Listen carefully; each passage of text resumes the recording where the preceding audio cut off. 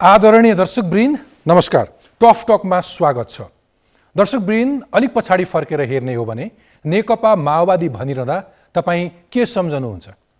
निम्नवर्गीय जनताका दुःख पीडा, सामाजिक विभेद, विदेशी हस्तक्षेप विरुद्धका नारा अनि विकास र समृद्धिको आशा देखाएर गणतन्त्रका लागि सशस्त्र युद्ध गरी उदाएको क्रान्तिकारी पार्टी। जनयुद्धका नाममा 10 वर्षसम्म सशस्त्र सङ्घर्षमा होमिएको माओवादी बृहत शान्ति सम्झौता मार्फत खुल्ला राजनीतिमा आउँदा 2064 सालको संविधान सभा निर्वाचनबाट सबैभन्दा ठुलो शक्ति बन्यो। तर जब सत्तामा जोडियो त्यसपछि हेर्नुभयो भने त्यो माओवादीलाई तपाईँ कहाँ देख्नुहुन्छ? 15 वर्षको अवधिमा 3 पटक प्रधानमन्त्री सहित माओवादी 11 वर्ष त सत्तामा रह्यो। करिब त्यति नै पटक टुटफुटबाट गुज्रियो। जनयुद्धका सारथीहरू नै आज छिन्न भिन्न भइसकेका छन्। माओवादीले आफ्ना बाचा कति पुरा गर्यो, कति बिर्सियो त्यो भनिरहनु नपर्ला। परिवर्तन खोजेका जनताको सपना र आशाबाट उदाएको पार्टी आज यो अवस्थामा आइपुग्नमा को कति जिम्मेवार छ?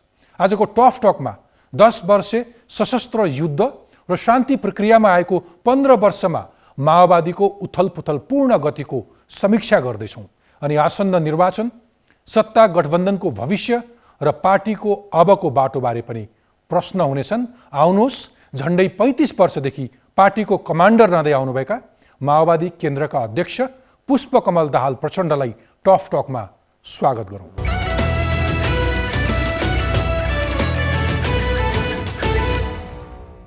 अध्यक्षज्यू, टफ टकमा स्वागत छ। Thank you very much. धन्यवाद तपाईँलाई धेरै धेरै। तपाईँको धेरै युनिक खालको चाहिँ यो टफ टक हुने गरेको छ। मलाई त कता कता तपाईँसँग धेरैचोटि कुरा गरेँ होला भन्ने ठानेको त यो त पहिलोचोटि हुन रहेछ। यो पनि बडा इन्ट्रेस्टिङ लागेको छ। Thank you. साह्रै धेरै धन्यवाद। तपाईँ स्टुडियोमा आइदिनु भयो। यसले एक किसिमको सन्देश पनि दिन्छ कि यो सञ्चार क्षेत्रको कति महत्त्व छ भनेर। दिनौँ जिल्ला दौडामा हुनुहुन्छ, व्यस्त पनि हुनुहुन्छ, घरमा कति समय दिन पाउनु भएको छ? सीताजीको अवस्था कस्तो छ, स्वास्थ्य अवस्था? अब मेरो सक्रियताको कुरा गर्नुहुन्छ भने अहिले मात्रै होइन, चाहिँ पोलिटिक्समा म करिब करिब पेसेवर रूपमा लागिसकेपछि मेरो होल लाइफ नै चाहिँ यस्तै सक्रियतामै बितेको छ। कुनै बेला अलिक बढी, कोही बेला अलिक कम मात्रै हो। र त्यो सक्रियता मेरो वैचारिक, राजनैतिक, मनोवैज्ञानिक र शारीरिक चाहिँ स्वास्थ्यसँग नि सम्बन्ध छ जस्तो लाग्छ। अब त हेबिट भइसक्यो। सक्रियताको चाहिँ दिन रहेन भने कता कता अप्ठ्यारो जस्तो लाग्न थाल्छ। त्यस्तो हुन्छ। अब सीताको स्वास्थ्य अब सन्चो हुने खालको त त्यो बिमार होइन, तर अहिले स्टेबलै छ, ठिकै छ। अहिले भर्खरैमा आउँदा उनको अहिले चाहिँ उज्यालो अनुहार देखिएकै छ, ठिकै छ। हामी उहाँको स्वास्थ्य लाभको काम थ्याङ्क यू, धन्यवाद। 2063 साल मङ्सिर 5 गते विस्तृत शान्ति सम्झौता पछि सशस्त्र विद्रोह छोडेर मूलधारको राजनीतिमा आउनुभएको पनि 15 वर्ष बितेछ। कसरी समीक्षा गर्नुहुन्छ यो समय?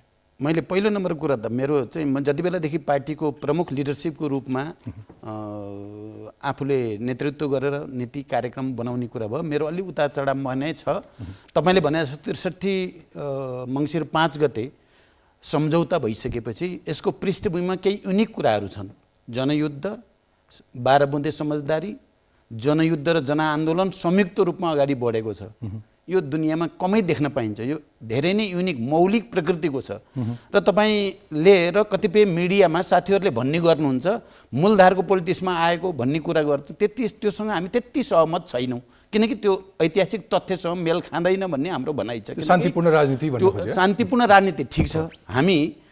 हामीले 12 बुँदे समझदारी हुँदै जनयुद्ध र जनआन्दोलन संयुक्त रूपले चलाउने र 7 राजनीतिक दल र तत्कालीन नेकपा माओवादीको बीचमा जे समझदारी बन्यो त्यो संविधान सभा र गणतन्त्रसम्म जाने समझदारीको साथ आएको हुनाले को कसको मूलधारमा आयो भन्ने प्रश्न ऐतिहासिक रूपले धेरै विचारणीय छ भन्ने मलाई लाग्छ। हाम्रो विचारमा हिजोका 7 राजनीतिक दल जो दलहरू जो संवैधानिक राजतन्त्र र बहुदलीय प्रजातन्त्र भन्ने गर्नुहुन्थ्यो, उहाँ सङ्घीय लोकतान्त्रिक गणतन्त्रमा आउनुभयो। राजनैतिक दृष्टिकोणले देशको राजनीति नै माओवादीको मूलधारमा आयो भन्ने हाम्रो बुझाइ हुन्छ। तर हामी फेरि शान्तिपूर्ण राजनीतिमा आएको पक्कै पनि हो।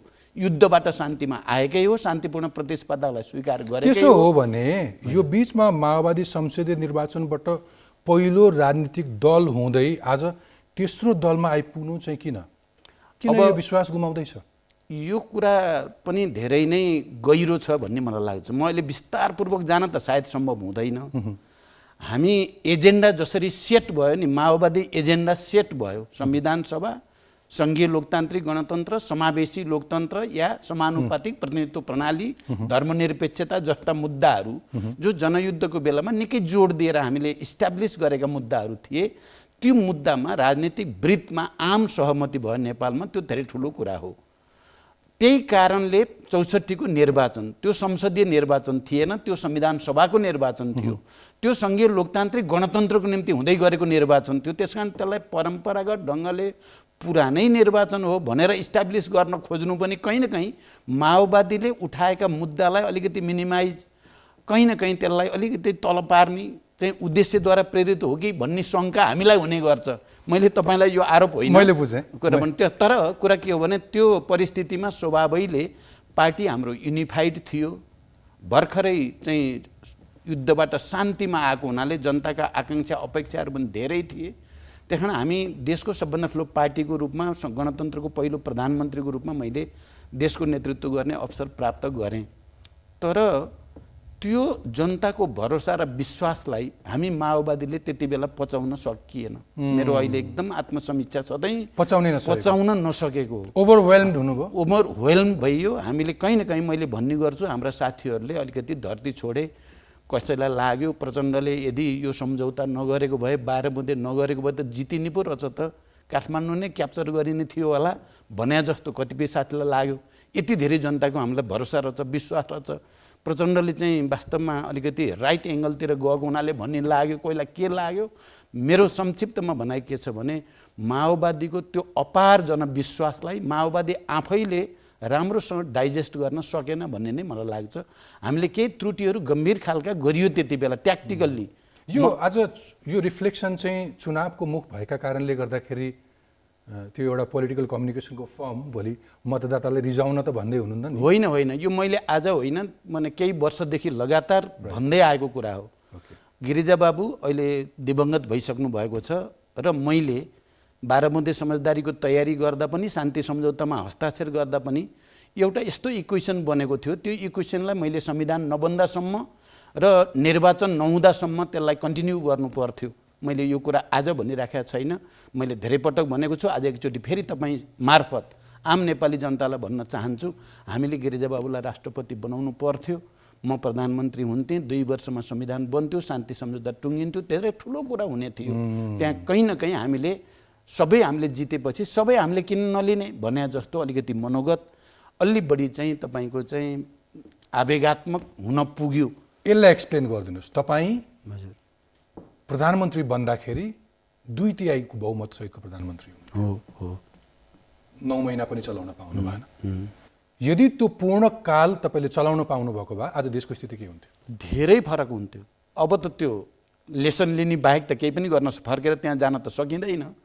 लेसन शिक्षा मात्रै लिने कुरा हो। तर मेरो विचारमा अहिले देशको स्थिति आज जे छ त्योभन्दा धेरै बेटर हुन्थ्यो, धेरै राम्रो हुन्थ्यो।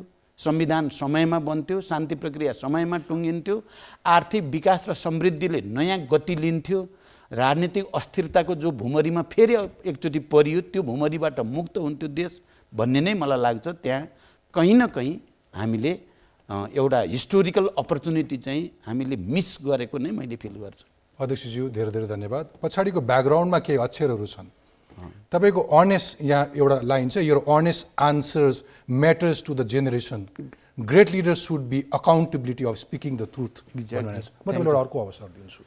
तपाईँ अहिले यो टफ टकका लागि यो स्टुडियोमा आउँदै गर्दाखेरि बालुवाटारको गठबन्धनको बैठक सकेर आउनुभयो। अब हामी रेकर्ड गर्दैछौँ। तपाईँलाई म अलिकति फ्ल्यासब्याक अगाडि लान चाहन्छु। 2063 सालमा बालुवाटारमा पहिलो पटक सार्वजनिक हुँदाखेरिको प्रचण्ड र आज गठबन्धनको बैठक सकेर बैठकका लागि बालुवाटार पुगेको पुष्पकमल दाहाल प्रचण्डका बीचमा कति समानता छ? मलाई लाग्छ एजेन्डाको दृष्टिकोणले, उद्देश्यका दृष्टिकोणले, राष्ट्रप्रति, जनताप्रति, विकास समृद्धिप्रति त्यो दृष्टिकोणले एउटै छ। त्यति बेलाको प्रचण्ड पनि त्यही नै हो, अहिलेको प्रचण्ड पनि त्यही नै हो। पक्का अनेस्टली एकदम हटली तपाईँ मान्नुहोस् एउटै हो। हामी हिजो जनयुद्धमा पनि धेरै खालका अप्ठ्यारा जटिलता चुनौती अपडाउन धेरै भए, त्यसलाई फेस गरेरै आएको हो। शान्ति प्रक्रियामा आएपछि पनि त्यस्तै अपडाउनहरू जटिलता र चुनौती फेस गरिराखेकै छु मैले, र म लगातार उद्देश्यमूलक ढङ्गले देशलाई सङ्कटबाट कसरी बचाउने, स्थिरता र स्थायित्व कसरी दिने, र जनताले यो परिवर्तनबाट जुन जीवनमा उज्यालो खोजेको छ त्यसको वातावरण कसरी बनाउने भन्ने उद्देश्यप्रति मेरो कन्सिस्टेन्टली त्यही नै छ। म रात दिन त्यसैको निम्ति लागिरहेको छु, लागिराख्छु पनि भन्ने नै मेरो विश्वास छ, मेरो कमिटमेन्ट त्यही नै हो। किन जोडेँ भने 63 सालमा तपाईँ पहिलोपटक बालुवाटारमा सार्वजनिक हुँदाखेरि असार 2 गतेको दिन तपाईँको जुन हाउभाउ थियो त्यो ओज कस्तो थियो, म तपाईँलाई भिडियोमा देखाउँछु। ठिक छ। हाम्रो पार्टीभित्र अहिले देशैभरि म प्रशिक्षणमा हेरि पनि राखेको छु। हाम्रो कमरेड हामीलाई लाग्छ यो एउटा दार्शनिक मान्यता हुनसक्छ। 21औं शताब्दीमा नेपालबाट हामी के दिँदैछौँ दुनियाँलाई, यो मान्यताभित्रबाट गएर मात्रै हामीले यो देशलाई साँच्चै नयाँ देश, यो देशलाई साँच्चै नयाँ नेपाल बनाउने प्रक्रिया थालनी गर्न सक्छौँ। मेरो एउटा कुरा मैले छोटोमा अहिले तपाईँहरूसँग भन्न चाहने यो छ भने, दोस्रो राजनैतिक दृष्टिकोणले यही देशको निम्ति भन्ने हो भने 237 वर्ष पुरानो राज्य संरचना जस्तो त्यसलाई बदल्न जरुरी छ। यहाँ खाली राज्यमा पुग्ने, सत्तामा पुग्ने कुरा प्रमुख कुनै हालतमा पनि छैन। यहाँ यो संरचना बदल्ने कुरा महत्त्वपूर्ण छ। त्यसकारण हामीले भनिराखेका छौँ यो एकात्मक सामन्ती राज्य सत्ताले पुग्दैन, कारण वर्गीय, जातीय, क्षेत्रीय यो देशलाई 5 देखि 10 वर्षभित्रमा आम नेपाली जनतालाई एउटा अभियानको रूपमा विकासमा लगाउन सकिन्छ। एउटा अभियानको रूपमा चाहिँ तपाईँ हामी निर्माणमा लगाउन सकिन्छ। अध्यक्षज्यू, 5 देखि 10 वर्षमा व्यापक अभियान सञ्चालन गर्न सकिन्छ, देशमा आमूल परिवर्तन गर्न सकिन्छ भनेको आज 1.5 दशक भएछ। ठिक हो। त्यो बेलामा तपाईँसँग त्यहाँ देउबा देखिनुभयो, माधव कुमार नेपाल देखिनुभयो, उहाँहरू त तपाईँसँगै सत्तामा हुनुहुन्छ। हजुर। पहिलो कुरा त त्यति बेला हामी निकै ठुलो रापतापसहित थियौँ। मेरो उमेर पनि 52-53 वर्ष मात्रै थिएँ। म अहिले 67-68 वर्षतिर जाँदैछु। त्यो अन्तर त त्यहाँ स्वभावैले हुने भयो। तर म उद्देश्यप्रति, मैले अघि भने नि, उद्देश्यप्रतिको निष्ठा, राष्ट्र र जनताप्रतिको निष्ठामा मलाई फेरबदल आयो भन्ने मलाई लाग्दैन। मैले भने नि 2-3टा यस्ता ट्याक्टिकल त्रुटिहरू चाहिँ भए जसको कारणले मैले 5-10 वर्षभित्र एउटा अभियानको रूपमा देश बनाउने जो सपना देखेको थिएँ त्यसमा मैले अघि भने एउटा त, दोस्रो जति बेला मैले 9 महिना प्रधानमन्त्री चलाएर छोड्नुपर्ने परिस्थिति बन्यो त्यो पनि मेरो विचारमा हाम्रो त्रुटिकै कारण, हाम्रो मनोगत चाहिँ आवेगकै कारण त्यस्तो खालको स्थिति बन्यो। नबनेको भए सम्भवतः मैले त्यो दिन जसरी जनतालाई सम्बोधन गरेको थिएँ, अपिल गरेको थिएँ, त्यही प्रक्रिया धेरै सकारात्मक ढङ्गले अगाडि जान्थ्यो भन्ने मलाई लाग्छ। तपाईँ त्यतिखेर आउँदाखेरि कति रापताप मात्रै होइन, कति धेरै कन्फिडेन्स थियो भने अबको 10 वर्षमा नेपाललाई सिङ्गापुर बनाउँछु। या त सिङ्गापुर कस्तो छ भने नबुझेर हो, या त अलिक बढी महत्त्वकाङ्क्षा हुनुभयो कि 10 वर्षमा सिङ्गापुर बनाउँछु भनेर। 15 वर्ष बित्यो।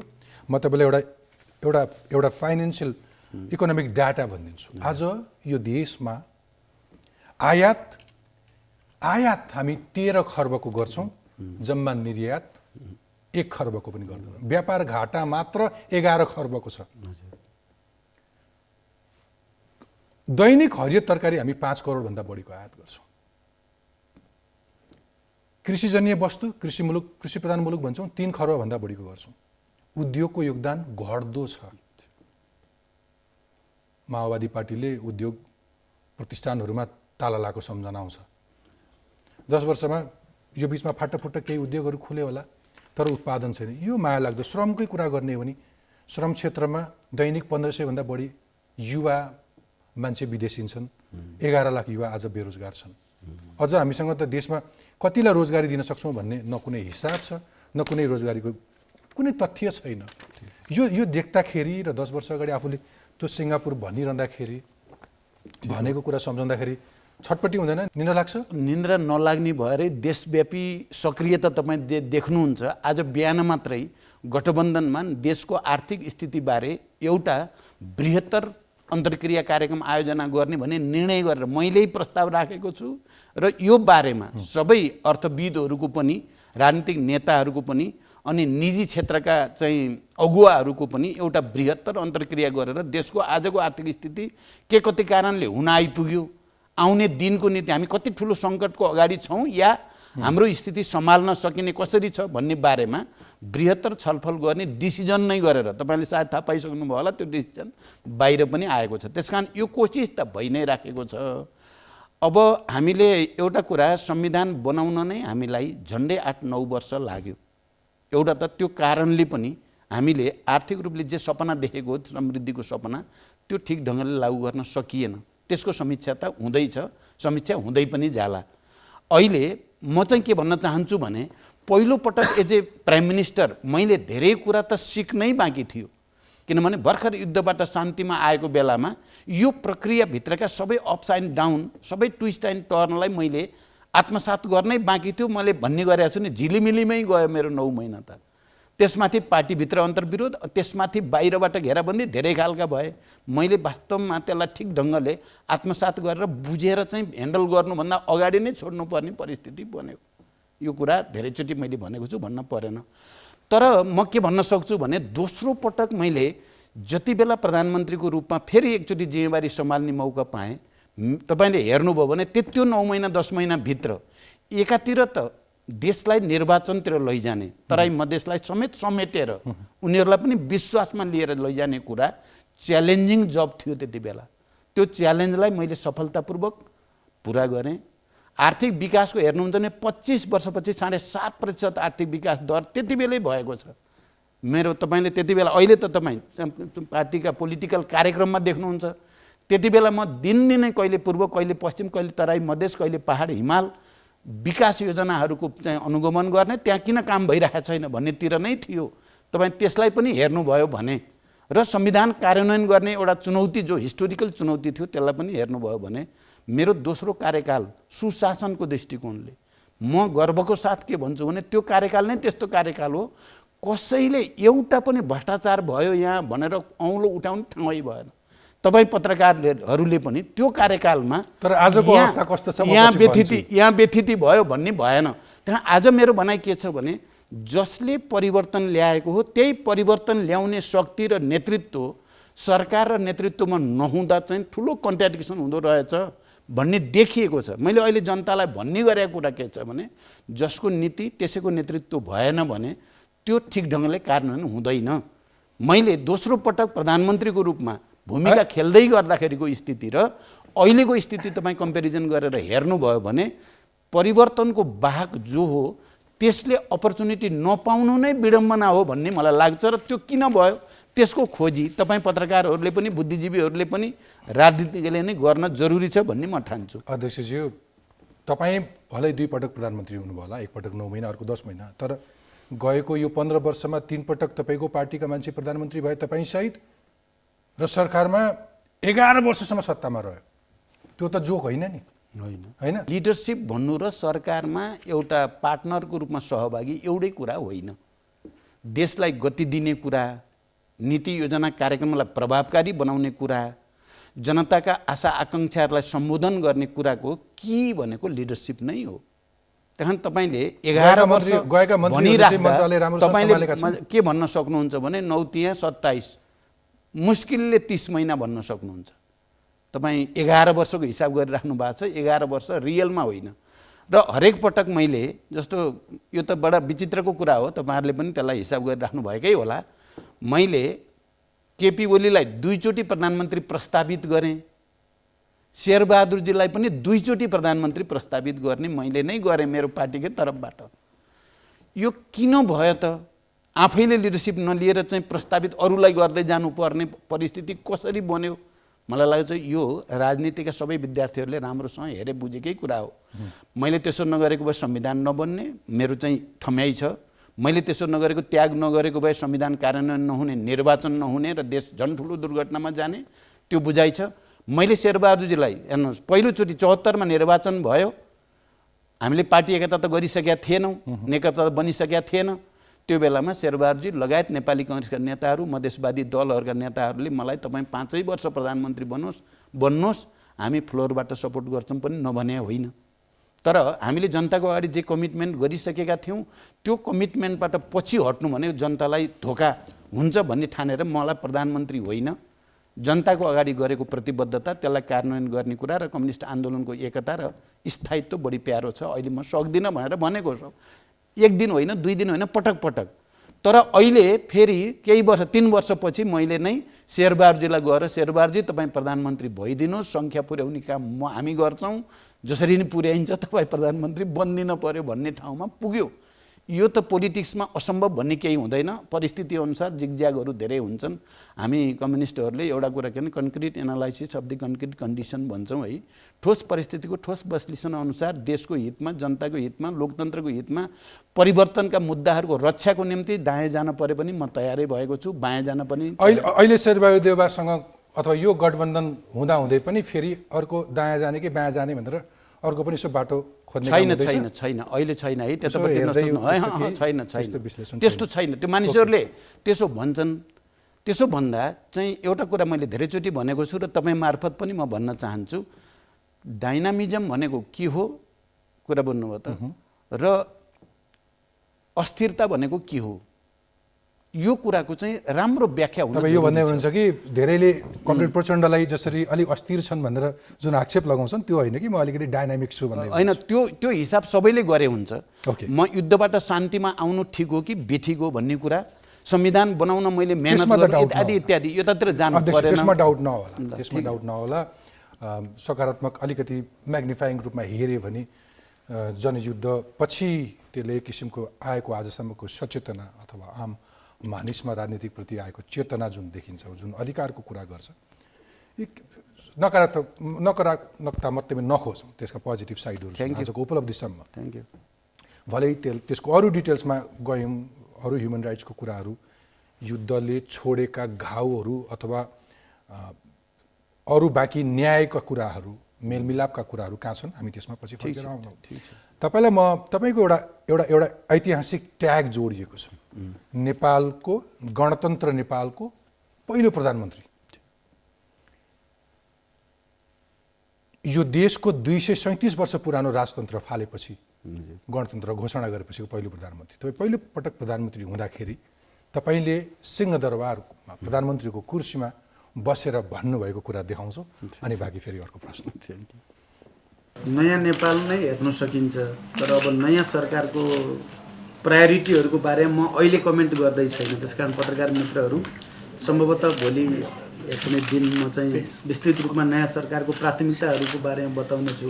अहिले मलाई धेरै प्रश्न प्लिज नसोधिदिनुहोस्। शब्दमा व्यक्त गर्न मलाई धेरै अप्ठ्यारो छ। अहिले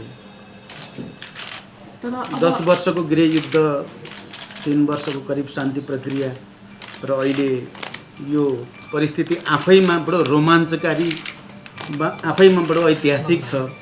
यसलाई शब्दमा व्यवस्थित गरेर राख्न मेरो दिमागले अझै भ्याएको छैन। सम्भवतः भोलि पछिसम्म यो सबै परिघटनाको एउटा संश्लेषण गर्न सकिन्छ। अहिले मैले शब्दमा यो स्थितिलाई व्यक्त गर्न सकिरहेको छैन। यो भिडियो देखाउनुको कारण छ कि कमरेड प्रचण्डले यो कुरा नबिर्सिउन्, अध्यक्षज्यूले यो कुरा बिर्सिनु हुँदैन भन्ने एउटा तथ्य हो। हामी पत्रकारको त पेसै हो, सम्झाइरहनु पर्यो। ठिक हो। यो संवाद, आजको यो संवादलाई अर्को कुनै केही महिनापछि, वर्षपछि फेरि यो संवाद हेरेर हामी अर्को संवाद गरौँला। Thank you. यो सम्झाउँदै गर्दा त्यतिखेर तपाईँले के भन्नुभएको छ भने अहिले अलिक बढी रोमाञ्चक नै लागिरहेको छ, आज मलाई धेरै प्रश्न नगर्नु होला, पछि त्यसको जवाब दिउँला भनेर भन्नुभएको थियो। त्यस बेलाको रोमाञ्चकता आज चाहिँ, आज त्यो एक्साइटमेन्ट अब हेर्नुहोस्, त्यति बेला स्वभावैले मैले एउटा शब्द अङ्ग्रेजीमा चाहिँ भन्ने गरेँ, this is just like a miracle. यो मिराकल जस्तै लाग्छ, किनभने अस्ति भर्खरै युद्धमा त्यत्रो चाहिँ भिडन्तको बिचबाट शान्ति सम्झौताबाट निर्वाचनबाट सबभन्दा ठुलो पार्टी बनेपछि गणतन्त्र नेपालको पहिलो प्रधानमन्त्री। It is just like a miracle भनेको थिएँ मैले। एब्सोल्युटली, म त्यसको रोमाञ्चकारी जस्तो पनि लाग्थ्यो मलाई। त्यसको विटनेसै हुँ, यो सपना हो कि विपना हो जस्तो पनि लाग्थ्यो मलाई। यो साँच्चै हो कि यो मैले सपना पो देख्दैछु कि भने जस्तो पनि कहिलेकाहीँ हुन्थ्यो। अब त्यसलाई तपाईँले मेरो चाहिँ अन्तरात्माको आवाजको रूपमा बुझ्दा नै बढी सही हुन्छ। मैले त्यहाँ कुनै मेरो कृत्रिमता छैन, जे मैले फिल गरेँ नि, अनुभूति गरेँ, त्यही कुरा मैले त्यहाँ व्यक्त गरेको हो। अहिले त्यो रोमाञ्चकता पक्कै पनि छैन। धेरै अपडाउनहरू भए, धेरै चाहिँ तिता मिठा अनुभवहरू पनि भए। एब्सोल्युटली। मेरो प्रश्न पनि आजको स्टेट अफ माइन्ड चाहिँ पुष्पकमल दाहाल प्रचण्डको के हो? तपाईँले कल्पना गरेको अथवा तपाईँले सम्हालेर ल्याएको पार्टी आज पार्टी रहेन। तपाईँका बलिया काँधहरू, बलिया आड भरोसा गर्ने राम्रा बुझेका नेताहरू चारतिर पुगे। हजुर, के गुलियोतिर भुले, मौरी रसमा भुल्यो, अथवा के भयो? अथवा तपाईँले तिनलाई समेट्न सक्नु भएन, अथवा तिनले आफ्नो नेतृत्व विकास देखेनन्। कमरेड प्रचण्ड अलिक बढी साँगुरो मात्रै भइरहे, 30 वर्षभन्दा बढी पार्टीको नेतृत्वमा बस्दाखेरि पनि पुगेन। आज पनि आफ्ना मान्छेहरू भेला गर्ने, टिका लाउने, आफूले निर्णय सुनाउने। अझै रिफ्लेक्ट गरौँ अध्यक्षज्यू, कहाँ के बिग्रिरहेछ तपाईँहरू बिचमा? अब यो कुरा जसरी चर्चा परिचर्चा हुने गरेको छ त्यसको ऐतिहासिक विवेचना, त्यसको पछाडिका कारणहरूको बारेमा गम्भीर अध्ययन अनुसन्धान जरुरी छ भन्ने मलाई लाग्छ। मेरो अस्तिको महाधिवेशन गर्नै भएन। किन गरिएन? महाधिवेशन हामीले जस्तो राम्रो कसैले नि गरेन, त्यो कुरा म पछि भनौँला। बरु तपाईँले अहिले सोधेको प्रश्नमा म थोरै फोकस गर्न चाहन्छु। मैले 30 वर्षदेखि म नै नेतृत्वमा हुनुपर्छ भनेर भनिरहेको स्थिति होइन, मेरो व्यक्तिगत चाहना होइन। जति बेला म होल टाइमरको रूपमा पार्टीमा क्रान्तिमा आएँ, म नेतृत्वमा पुगौँला भन्ने पनि थिएन। पुग्नको लागि मेरो कुनै एक्सर्साइज पनि थिएन। म एक्टिभ थिएँ, म मेहनत गर्थेँ, अध्ययन गर्थेँ, लेख्थेँ, पढ्थेँ, दौडिन्थेँ। र त्यो परिस्थितिले 46 सालको आन्दोलनभन्दा अगाडि नै मलाई 35 वर्षकै उमेरमा पार्टीको महासचिवमा लिनुपर्ने अवस्था आइलाग्यो।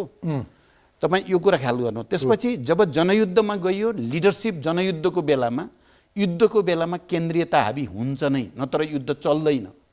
त्यो हिस्टोरिकल नेसेसिटीसँग रिलेटेड छ। अनि त्यसले एउटा कल्चर बनेको छ पार्टीमा। त्यो कल्चरलाई ट्रान्सफर्म गर्न कुराको लागि आइडियोलोजिकल, पोलिटिकल, प्र्याक्टिकल तपाईँको धेरै त्यसले चाहिँ प्रक्रिया लिन्छ नै, त्यही लिँदैछ। हामी त्यही प्रक्रिया, ट्रान्सफर्मेसनको एउटा प्रक्रियामा छौँ। एउटा कुरा त। अर्को, हाम्रो समग्र देशलाई, जनतालाई, विकासलाई, समृद्धिलाई हेर्ने, समाजवादलाई हेर्ने कुरामा हाम्रो अरूको भन्दा भिन्न छ। त्यो कारणले पनि भिन्न देखिएको हो। यो प्रचण्डको व्यक्तिगत महत्त्वाकांक्षासँग रिलेटेड छ भनेर कसैले भन्यो भने मलाई के फिल हुन्छ, योभन्दा ममाथि अन्याय, योभन्दा ठुलो यो परिवर्तनको अपमान केही हुँदैन भन्ने लाग्छ। मैले त अहिले पनि धेरै खालका अप्ठ्याराहरू, धेरै जटिलताहरू, धेरै समस्याहरूसँग जुझ्दै पो जिम्मेवारी लिएको छु त।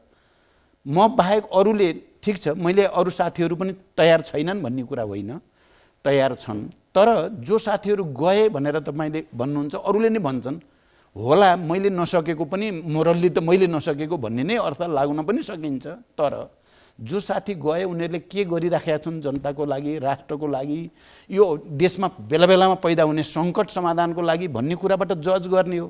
इतिहासले चाहिँ मूल्याङ्कन गर्दा त परिणामलाई हेरेर मूल्याङ्कन गर्छ, कसैको इन्टेन्सनलाई हेरेर इतिहासले। तर अध्यक्षज्यूले त्यो भन्दाखेरि तथ्यहरू पनि हुन्छन्। तथ्यहरू छन्। जस्तो विकल्प खोज्नेहरू चाहिँ बाहिरिन बाध्य भए भन्ने आरोप छ नि त। अब विकल्प खोज्नेहरू होइन, एक त्यसमा दुईटा छन्। हेर्नुहोस्, आइडियोलोजिकल्ली नै एउटा ट्रेन्ड वर्ल्ड वाइड छ, त्यसलाई हामी डगमेटिजम भन्छौँ, सेक्टारियन भन्छौँ, क्लासिकल भने पनि हुन्छ। बौद्ध भिक्षु रहेछ, घन्टी बजाइराख्ने भनेको छ, घन्टी बजाएको छ। दुनियाँ कहाँ पुगिसक्यो त्यसलाई हिसाब पनि छैन। अर्थतन्त्र कहाँ पुग्यो, संसारको साइन्स टेक्नोलोजी कहाँ पुग्यो, जलवायु परिवर्तनले के ल्याइसक्यो, डिजिटलाइजेसनले के बनायो मान्छेको दिमागलाई, त्यसमा मतलब छैन। हामी कम्युनिस्ट हौँ, घन्टी बजाउने हो भन्ने एउटा छ डगमेटिजम। अर्को छ नयाँ बनाउने भन्ने नाममा बुर्जुवाहरूको अगाडि या विदेशी शक्तिहरूको अगाडि आत्मसमर्पण गर्ने ट्रेन्ड पनि वर्ल्ड वाइड छ। फेरि मैले नेपालमा मात्रै होइन, तर पार्टीभित्रको फ्याक्ट्सहरू हेरौँ, यहीँभित्रको इभिडेन्सहरू तपाईँको पार्टीभित्र मोहन वैद्य किरण हुनुहुन्थ्यो, बाबुराम भट्टराई, विप्लव अथवा अरू धेरै नेताहरू आज पार्टीमा हुनुहुन्न भनेपछि त्यहीँभित्र देखिन्छ नि। अथवा तपाईँले नै विकल्प नदेखेको हो त्यस्तो पनि, अथवा कमरेड प्रचण्डले कसैलाई ग्रुमै गर्न चाहनु भएन भन्ने पनि आक्षेप छ। त्यो छ, तर त्यो म सही लाग्दैन, त्यो सत्य तथ्यसँग मेल खाँदैन। मैले बाबुराम जस्तो डाक्टरलाई भनौँ, किरणजी जस्तो वैद्यलाई 25 वर्षदेखि विप्लव जस्तो क्रान्तिकारीलाई, विप्लव त चाहिँ बिचरा जुनियर हुन् धेरै नै, तपाईँ भन्दाखेरि चाहिँ बाबुरामजी र किरणजी नै हो। उहाँहरू दुईटालाई मैले 45 सालदेखि कुरा भन्नुभयो त, शान्ति 70सम्म, झन्डै 69सम्म एउटै कमिटीमा राखेर तपाईँ अहिले बाबुरामजी मैले भनेको थिएँ नि त्यति बेला बिबिसीमा एउटा इन्टरभ्यूमा मैले भने कि बाबुराम जस्तो अप्ठ्यारो मान्छेलाई मैले 25 वर्षदेखि झेलेको छु, अरू कसैले लगिदिएर 1 वर्ष झेलेर देखाइदियो हुन्थ्यो भनेको थिएँ मैले। तपाईँ हेर्नुहोस् त अहिले कहाँबाट कहाँ। अब वैद्यजी बिचरा चाहिँ उहाँलाई मैले धेरै भन्नु छैन, उहाँले किताब समातेर बस्नु भएको छ सिद्धान्त। At the end of the day त्यो पार्टीभित्र एक किसिमको नेतृत्व प्रदान गर्न नसक्नु अथवा नेतृत्व ग्रुम गर्न नसक्नु फेरि अध्यक्षको पनि कमजोरी चाहिँ हुन्छ। नेतृत्व ग्रुम भएको छ भन्ने मेरो छ। अहिले पनि लिडरसिपको हिसाबले हेर्नु छ भने यङ्गर जेनेरेसनबाट सयौँको सङ्ख्यामा सक्षम नेताहरूको टिम छ मसँग। अहिले तपाईँहरूले जतिसुकै किरण बाबुरामजी भनेर गए विप्लव भने पनि माओवादीको मूलधार भनेको यही नै छ। कार्यकर्ताहरूको मोर देन 90% पङ्क्ति यही नै छ सर। जनताले हेर्दा पनि हेर्ने माओवादी अल तपाईँले भनेको तथ्य मिल्दैन, किनभने पहिलो संविधान सभाको चुनाव अघि तपाईँहरू 330 सदस्यीय अन्तरिम व्यवस्थापिकामा माओवादीले ल्याए जम्मा 83 सिट, तथ्य राखेर कुरा गर्छु सर। 64 सालमा सम्पन्न पहिलो संविधान सभाको चुनावमा 120 प्रत्यक्षतर्फ जितेर पहिलो दल बन्यो तपाईँहरूको पार्टी। 2070 सालको दोस्रो संविधान सभाको चुनावमा 80 सिटमा खुम्च्यो नेकपा माओवादी। 2074 सालमा भएको निर्वाचनमा प्रतिनिधि सभातर्फ जम्मा 53, राष्ट्र सभातर्फ जम्मा 12 सिटमा चित्त बुझाउनु पर्यो माओवादीले, त्यो पनि गठबन्धन गरेर। ठिक हो। अनि तपाईँ यो भन्न सक्नुहुन्छ त पाठकजी, अरूले चाहिँ त्योभन्दा बढी ल्याए या हाराहारी ल्याए, वैद्यजी गएर यति ल्याए, बाबुराम गएर उति ल्याए भनेर तथ्याङ्क दिन सक्नुहुन्छ? माओवादीको मूलधार त फेरि पनि यही रहिराख्यो नि त। नो सर, पार्टी सग्लो भएको भए कुरा अर्को हुँदैन। अर्को हुन्थ्यो। मैले त अघि सुरुमै तपाईँको प्रश्नको उत्तरमा भने नि मैले केही त्रुटि हामीले पनि गरियो, अलिकति मनोगत भयो, धरती छोडियो, पचाउन सकिएन, अनि विभाजन पनि भयो। त्यसले मनोविज्ञान जनताको जो अपार अपेक्षा थियो त्यो पुरा नभएपछि जनतामा फ्रस्ट्रेसन पनि गयो। त्यो कुरा त मैले स्वीकारिसकेँ नि सुरुमै।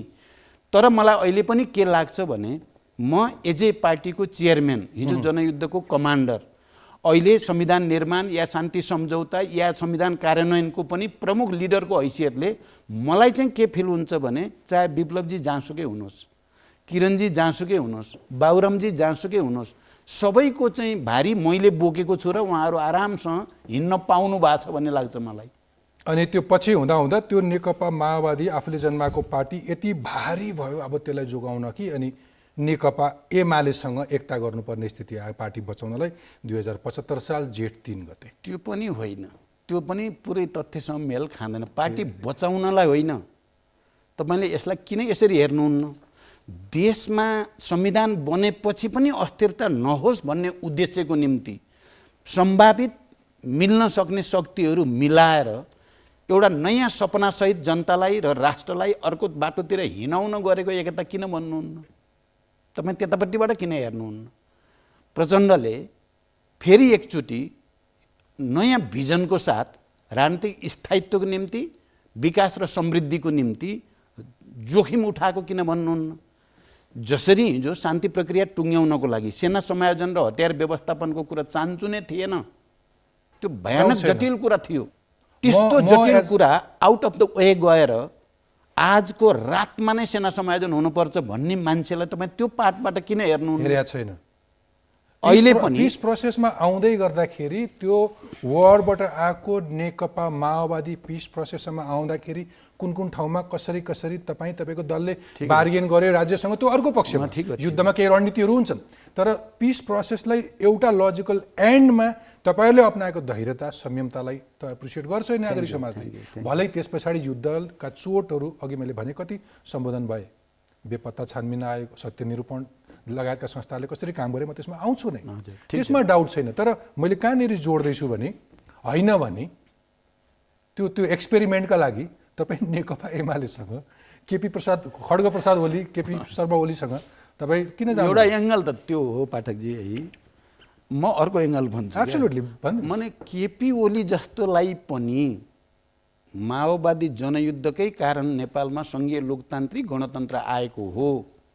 देशमा उत्पीडित जाति, वर्ग, क्षेत्र, लिङ्ग, समुदायमा ठुलो जागरण ल्याउन माओवादी जनयुद्धले नै मुख्य भूमिका खेलेको हो भन्नेमा हस्ताक्षर गराउन सक्यो भनेर किन नभन्ने? बराबरी हैसियतमा बराबरी सरकार पनि चलाउने, अध्यक्ष पनि चलाउने गरिकन एकता भएको हो, सहमति त्यसैमा हस्ताक्षर भएको हो। त्यहाँ कसले धोका दियो भन्ने कुरालाई किन नहेर्ने एउटा है। तपाईँ त्यताबाट हेर्नुभयो भने माओवादी लिडर हो त्यो एकताको, केपी ओली होइन। माओवादी केन्द्र र प्रचण्ड त्यो प्रक्रियाको लिडर हो। यो लिडर हो भन्ने कुरा दस्तावेज र विधान पढ्ने यदि कसैले गहिरो गरी पढ्यो भने को लिडर हो भन्ने त्यहाँ देखिन्छ। दस्तावेजबाट पनि बराबरी हैसियतको अध्यक्ष र बराबरी प्रधानमन्त्री हुने निर्णय जहाँ लिखित रूपमा गरिएको छ माइनेटिङ, त्यसबाट पनि ठ्याक्कै सम्झौता कस्तो थियो तपाईँहरूको, कस्तो खालको अन्डरस्ट्यान्डिङ थियो? अब पहिलो कुरा त मैले दस्तावेजको भनि नै हालेँ। माओवादी जनयुद्धलाई उच्च मूल्याङ्कन गरेर त्यसलाई स्थापित गर्ने शर्तमा एकता गरिएको हो। अनि आफू कसरी लिडरसिपमा आउने बारेमा महाधिवेशन नहुँदासम्म दुईटा अध्यक्ष प्रणालीमा जाने भन्ने त्यो त पब्लिकली नै भएकै कुरा भयो, नो डाउट। अनि दुईटा अध्यक्षको हैसियत बराबरीको हुने र बैठक आलोपालो हुने, बैठकको अध्यक्षता आलोपालो गरी गर्ने। मैले अध्यक्षता गर्दा 1 नम्बरमा मेरो नाम हुने, उहाँले अध्यक्षता गर्दा 1 नम्बरमा उहाँको नाम भन्ने हो सहमति। अनि बराबरी अवधिलाई लिएर प्रधानमन्त्री पनि हुने र त्यसपछि महाधिवेशन गरिसकेपछि नयाँ ढङ्गले जाने भन्ने सहमति हो। यो सहमतिमा कसले गडबड गर्यो भन्दा चाहिँ सिधै छ केपीजीले त्यो गर्ने बेला प्रधानमन्त्री हुनको लागि गर्नुभएछ उहाँले। मैले प्रधानमन्त्री छोडेर गरे हो, किनभने प्रधानमन्त्री मैले अहिले भने नि पाउँथेँ मैले, मलाई मेरो लागि प्रधानमन्त्री मुख्य थिएन। राजनीतिक स्थायित्व र कम्युनिस्ट आन्दोलनको एकता मुख्य थियो, उहाँको लागि प्रधानमन्त्री मुख्य रहेछ भन्ने त पछि देखियो। जब उहाँले सहमति कुनै पनि कार्यान्वयन नगर्नेतिर जानुभयो, अझ त्यसमाथि सङ्घीय लोकतान्त्रिक गणतन्त्रमाथि नै घात गर्ने व्यवहार उहाँले सुरु गर्नुभयो। जब त्यसो सुरु गर्नुभयो तपाईँहरूले देख्नुभएकै छ नि, तपाईँले संहितामाथि नै सङ्घीय लोकतान्त्रिक गणतन्त्रमाथि नै यो संहिता मलाई मन परेकै छैन, बाध्यताले गरेको हो भन्न जब थाल्नुभयो त्यसैमा बहस सुरु भयो। त्यो भन्ने आधार चाहिँ के थियो उहाँलाई? तपाईँलाई यो सङ्घीय लोकतान्त्रिक गणतन्त्रका विरुद्धमा छन् खड्गप्रसाद ओली, केपी शर्मा ओली भन्ने कुरा कहाँ कसरी बढी अनुभूत भयो? अब उहाँले पहिलो कुरा त हामीले जे लिखित सम्झौता गरिएको थियो धोका त मलाई पहिला पनि भएकै थियो। पहिलोचोटि उहाँलाई मैले प्रधानमन्त्री प्रस्तावित गरेँ, बजेटको लगत्तैपछि उहाँले मलाई प्रधानमन्त्री भनेर सहमति भएको थियो, उहाँले धोका दिनुभएको थियो। तर त्यो बेला लिखित गरिएको थिएन। वामदेवजी, माधवजी, झलनाथजी लगायतका नेताहरूले त्यति बेला लिखित गर्नुपर्छ भन्नुभएको थियो। यत्रो कुरा सबै नेताहरू बसेर गरिसकेपछि किन लिखित गर्नु पर्यो भन्ने मनै हो। त्यति धेरै विश्वास गरिसकेपछि आफ्नो पार्टीको अध्यक्षले प्रधानमन्त्री चलाउन दिए हुँदैन थियो 5 वर्ष? सबैलाई छोड्ने दिएकै त हो, मैले त दिएकै त हो, किन होइन? मलाई त्यसो भए मलाई पार्टी चलाउने, कमसेकम कार्यकारी रूपमा पार्टी चलाउने वातावरण बनाउनुहोस्, प्रधानमन्त्री 5 वर्ष खानुहोस्, मलाई त्यो पनि चाहिएन भनेकै हो। उहाँलाई दुईटै हातमा लड्डु चाहियो, दुईटै चाहियो उहाँलाई, त्यो भनियो। यहाँ कान्तिपुर पत्रिकै हो क्या मुख्यतः।